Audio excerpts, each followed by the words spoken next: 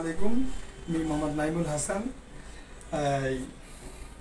বরিশাল পিরোজপুর থেকে আসছি pipe fitting এর কাজের জন্য। আজকে আমরা আসসালামু আলাইকুম, আমি সাব্বির আহমেদ চুয়াডাঙ্গা থেকে এসেছি প্লাম্বিং অ্যান্ড পাইপ ফিটিং এর কাজের দক্ষতা অর্জনের জন্য।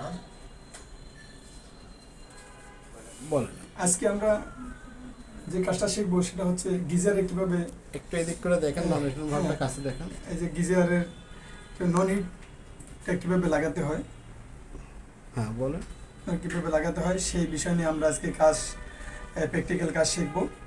তা আমাদের এখানে নন হিটের যে চিহ্নটা আছে, যেটা আমাদের টিক চিহ্ন আছে, ওইটা গিজারের মধ্যে থাকবে এবং অপর সাইডটা বাইরে থাকবে, লেগ পাইপ বা লিক পাইপের মধ্যে থাকবে, লাগানো থাকবে, যাতে করে আমরা এই নন হিটের কাজ হচ্ছে যাতে গরম একমুখীভাবে পানি ঢুকতে পারে, যাতে বাইরে না পারে, সেই বিষয়ে আজকে আমাদের শেখা বা জানা। গরম পানিটা যেন এই পানির সঙ্গে মিশতে গরম পানিটা যেন স্বাভাবিক পানির সাথে মিশতে না পারে বা বের হতে না পারে, সেই জন্য এই প্র্যাকটিক্যালটা আমরা আজকে করতেছি।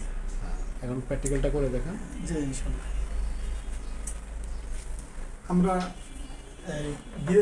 এই টিকসিনটা দিয়ে মানে গিজারের দিকে লাগাচ্ছি।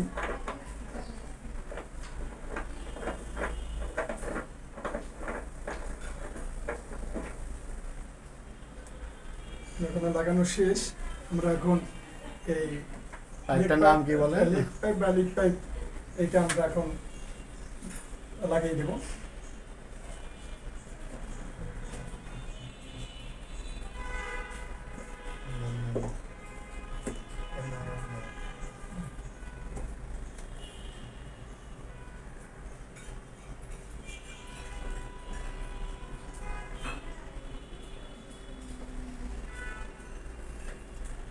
জি, আমরা লিক পাইপটা লাগাই দিলাম। আমাদের মোটামুটি গিজারের আজকের নন রিটার্ন ভালভের কানেকশনটি শেখা হলো।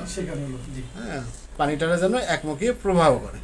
জি, পানিটা যাতে একমুখী প্রবাহ করতে পারে, যাতে উল্টে আবার বের হইতে না পারে, সেইভাবে শেখানো হইলো এবং নিজেকে প্র্যাকটিক্যালি ওটা লাগিয়ে দিলাম।